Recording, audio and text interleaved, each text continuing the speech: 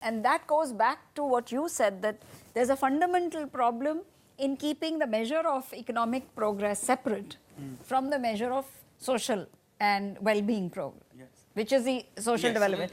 So do we merge these two? So I'm asking two questions. One is that in terms of as people, as individuals, as human beings who have a need to get ahead, move ahead in life in a material sense, how do you see that challenge? Okay. So maybe just take that for now, and we'll okay. I actually do a lot of work, as you know, on urban planning. And let me show you how this affects all these issues about cars in particular. Now, when you're thinking of urban planning, the normal response of people who are not into this sector in India is, we need more planning in our cities, and immediately say we should build more Chandigarhs. Now, the problem is that if you actually try to add in all these 350 million more people into Chandigarhs, we would end up covering probably more of half the country with just one gigantic city. The fact remains that if we want to build next generation cities, we've got to begin completely rethinking, particularly mobility, but also the urban form that we are talking about. I live in Gurgaon, brand new city. Okay? You cannot actually function there without a car. I have 2 cars, not because I'm in love with cars. I actually pretty much hate them. But the fact is, I couldn't function without them. Now, of course, the metro has come, so hopefully that'll improve a bit. I've been working quite a lot on the issue as how will next generation cities be, particularly in the context where in India, most of the urban space that will exist by the middle of this century hasn't actually been built yet. And the one thing that I have come down to is that if we must make next generation cities, the guiding principle of that has got to be walkability. If you build a city which is for walking, it will by its very nature be much more dense.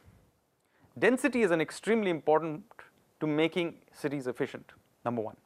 Number two, we talk about public transport, but in fact, the first mile and last mile of all public transport is based on walking. Okay? If you do not make a city walkable, no public transport system can work. And this is one of the major problems with, by the way, the BRT system that is being used in Delhi. It's not working because really it is impossible to actually get to the bus itself. Once you're in it, maybe it's fine. But the fact is, the network last mile connectivity on either side is very, very important. Walkable cities, by far, are also very egalitarian. Okay? And I'll again use Bombay and Delhi and contrast. Bombay, by the way, statistics show is a city which people do walk in, despite the fact that it's a horrible place to walk. In fact, the statistics show that something like almost 50% of Mumbaikars walk the entire route of their daily commute. Another 40-odd% use public transport, which means that the two ends of the thing do some walking. So basically, almost 90% of Mumbaikars actually do some degree of walking every day. Now, in terms of income, Mumbai is probably the worst city in the world because of the sheer difference in income at the two ends. Disparity. Okay. However, in ethos, it's actually a very egalitarian city. And my contention is, the reason for this is the much more widespread use of walking and the train system in Bombay than, say, in Delhi. Delhi, by the way, in income disparity terms is actually not very disparate because significant proportion of the population is public sector, therefore disparity is this thing. But even generally, the disparities are much, much lesser than in Bombay. But it's an extremely hierarchical city. And the reason for that, again, is the fact that cars are a much more important part of the Delhi design ethos than it is for Bombay. So there are many, many things embedded in the way you design a city which may seem trivial, but in fact, by just using this one paradigm of walking, you end up solving for many, many other things. But it is very, very important to use this design paradigm. In India, walking is simply not part of the design paradigm at all. In fact, we have just had something called the JNURM, and you've spent a huge amount of money on so-called upgrading infrastructure.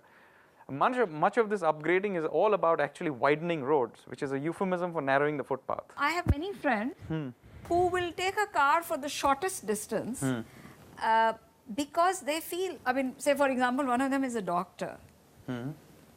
She feels that she should not be seen walking. In other words, walking to work means that you are working class, that, or at any rate, that you are not sufficiently progressed in life.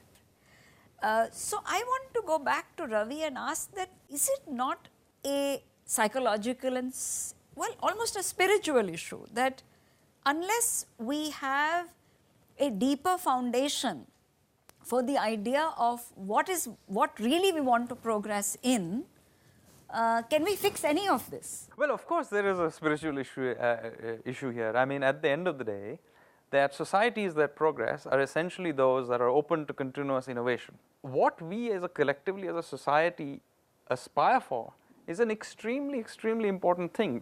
Market tools can be utilized to, one of the great tragedies of life in general, of civilization as well, is to actually achieve what you ended up trying for and discovering that's not worth the trouble. And this is really the danger that we are risking, that we might actually maximize all these things we are trying to maximize and discover that it was a bad idea. Yeah, absolutely. And I want you to respond to that, Ravi. And if I may just bring in here the example that Anupam Mishra, who is a common friend of Ravi and mine, who has done some phenomenal work on the traditional water harvesting systems and traditional cultures of North India, that unless we become again, unless we re-examine what is the good that we actually seek, can we address all the problems that you outlined? I mean, and what are you learning from your work with the people in the villages about how this question can be tackled today? I mean, not just in some abstract philosophical way, but in a very practical way. I think a lot of our behavior stems from what we think about ourselves or how we think about ourselves. It goes back to the Industrial Revolution, but certainly in the last century, the thinking was that we can conquer nature. Floods don't have to wipe out Bihar, we'll embank the river, okay? And we will overcome the annual flooding of the Kosi. But in trying to conquer nature, we've forgotten to really place ourselves in this universe. Where am I? I remember some 20 years ago, some people came to me and they said, there was this river flowing down this mountain, and we tried to slow down the pace of the river because in the rains, the river swells up and it bursts its banks and it's cutting our fields. And so to control it, we built all kinds of structures in the riverbed to slow down the flow of the water. But after we finished the work, there was a downpour and the river smashed everything and it's all gone. We need your help to help us design this thing better next time. I went there and I stood at the base of the mountain to see the stream bed, and I looked up to where the river originated, and the first thought was, who am I, 5 feet nothing, to challenge this mountain? This river is coming hurtling down 5,000 feet, and I have been asked to challenge this? I'm not going to do it. So I told the people, I concocted a fairy tale about the river having been there for 1 million years or more.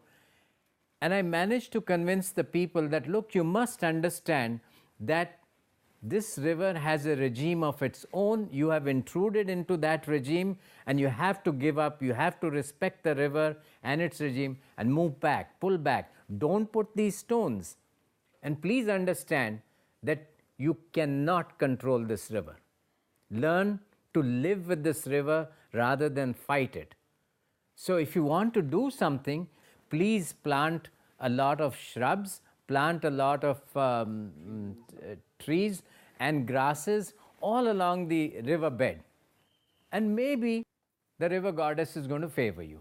So, this is something that we really need to understand, our place in this universe. And if we bring in that humility, that we are just one amongst a lot of creatures that are trying to survive on this planet, I think we'll do a far better job of managing resources and being happier. In which case, then progress would be the refinement of that equation, of that symbiotic relationship, not artifacts.